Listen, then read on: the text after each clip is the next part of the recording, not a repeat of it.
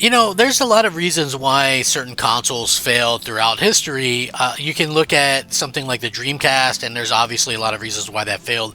Multiple reasons, really. We can go down and sit there and list and say, okay, well, PlayStation 2 helped kill it. Yep, certainly that's a part of it. It didn't have a DVD player. Yep, certainly that's a part of it. But I think the thing that goes probably underappreciated for the reason why the Dreamcast was killed was because there was third parties that didn't really support it, right? Like EA in particular. EA was, they had a bunch of games that they weren't willing to put on the Dreamcast, and one of the reasons why they weren't willing to put stuff on the Dreamcast is because Sega kind of screwed them over, told them, it was going to be one thing and then it was something else. They release hardware that they don't support it. So, again, that's very little reasons for companies to want to support your hardware. Same thing with like the GameCube, third parties really kind of dropped support for that. Wii U, same thing. So third parties really have a lot to do with consoles. Of course, exclusives are very, very important, but to think that third party isn't important is crazy. But I want to get into this because this is very important for Xbox fans and very, very good news in my opinion. What's up, everybody? I'm Crap Gamer. This is Crap Gamer Reviews here, back with another video. Thank you so much for checking it out. I appreciate it. Please slap that like button. And again, thank you so much for joining me. Hit the like button, subscribe, share it out, all that kind of good stuff.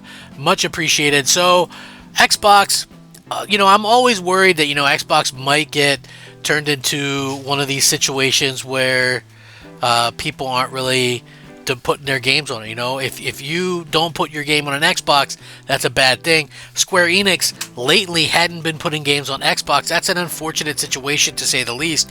And, I think that this is going to be an incredibly good announcement for all those involved if you're looking for it. So Square Enix sales drop year on year despite release of Final Fantasy VII Rebirth. So sales of Square Enix games have dropped compared to last year despite the high-profile release of Final Fantasy VII Rebirth. According to its latest earnings report, the company's overall net sales dropped 18.4% for the most recent quarter. This is driven in part to the decline in sales of new games. By comparison, the same quarter in 2023 saw the release of Final Fantasy XVI and the Final Fantasy Pixel remasters, which those both missed the Xbox. However, the company has still turned a profit with its games this year on lower development costs and lower advertising expenses. What's more, its MMO sub-segment saw a rise in sales and profits compared to last year. The latest quarter does not include the July release of Final Fantasy XIV expansion, Dawn Trail. Though early interest has risen ahead of its release, expect a considerable boost to profits in the next quarterly results. Mobile games, meanwhile, blah blah blah, sales decline, weak existing sales, etc., etc. Final Fantasy VII Ever Crisis, however, profits have increased due to optimization and operational expenses. Overall, Square Enix continued determined efforts to strengthen the competitiveness and profitability of its business. At the start of the year, company president announced a review of the company's development system to boost quality and profits. As part of this, the company abandoned in-development projects that included a loss for previous fiscal year. It's now aggressively pursuing the multi-platform strategy. So that's the part that's good for Xbox, right? So even though they're kind of down in the dumps or whatever Square is and stuff like that, we could be seeing, a situation where these games are very much coming to Xbox now, right? Like, that's what we need. If you're an Xbox fan, there is no other kind of way around it. You need these games on Xbox. Final Fantasy should be on Xbox. It's so weird because Final Fantasy 15 was on Xbox. And to me, that is a situation where you have this great game and, obviously it wasn't my type of game or whatever, but then it's like you can't like pussyfoot around if you're putting your games on Xbox, right? They put some kind of Final Fantasy prequel on there, but not the game. It's a prequel to, right? Like, who's going to adopt into these games and these franchises if that's what you're doing, right? It's like, it makes no sense. It's like, okay, hey, they put Kingdom Hearts 3 on Xbox, but Kingdom Hearts 1 and 2 weren't on Xbox. You know what I'm saying? Like, could you imagine if, like, okay, so, hey, we're going to put this game on this place, but the first 6 games aren't, so nobody knows what the hell's going on. Like, that's really, that's really a situation where I kind of look at this and I say, things are definitely kind of changing for the better for Xbox in that regard. Hopefully, they continue to get a lot of these games out and things like that on Xbox, because I feel like it's even if they only have 24 million sold, that's still an opportunity to get some sales there, or get some Game Pass money. Microsoft is a company that has a lot of money, so maybe that could be the case. I guess we'll see. So, as part of this, the company abandoned some of its things, like I said before, the restructuring and things like that. The company also laid off staff in its U.S. and European offices as part of structural reforms. Sales of Final Fantasy VII Rebirth were not specifically included in this financial report. Previously it was reported that sales were underperforming.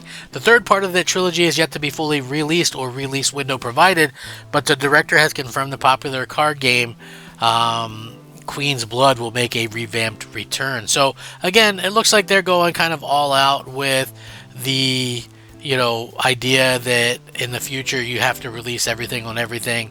I think that it's probably one of those things that could get a slight boost. I don't really see, what I mean? Like, okay, like, here's the thing. You have to release the first 2 parts of this trilogy, the remake, on Xbox. You have to release these on Xbox. You can't just go, okay, well, we're going to release the third part on Xbox. You have to have the whole thing. You know what I'm saying? Like, it would be foolish not to do it that way. And it's the same thing with, like, Final Fantasy 16. Like, why wouldn't you take advantage of, more consoles out there, more particular ways to play? Like, it didn't really make sense to me. I understand that Sony pays money for these types of things, right? For these deals or whatever, but it's like, you still have this situation where, gamers are going to, and at the end of the day, maybe we're starting to see where gamers will just wait stuff out. Obviously that's something that happens from time to time as well now, where gamers, I think even Xbox exclusives, or what are supposedly Xbox exclusives. I've seen a lot of people after Microsoft Showcase, they go, well, I'm just going to wait and we'll see if this comes to, PlayStation down the line. So, again, we'll kind of wait and see how that kind of works out for everybody. But I think this is good news for Microsoft in that Square will definitely want to kind of do their best to make sure that everybody can play, and it just makes the most sense to kind of do that and get everybody kind of excited and amped up for the future of Square Enix releases. Like, I always thought it was silly. Maybe you guys will agree with this. I'm not really interested in something like what was that Foam Stars or whatever. It looked like a kind of a Wish version of it looked like a Wish version of what is that, Splatoon on Nintendo. So I was never really like, oh man, this is great or whatever. I was never really that guy. But why wouldn't you release something like that? You're a third party.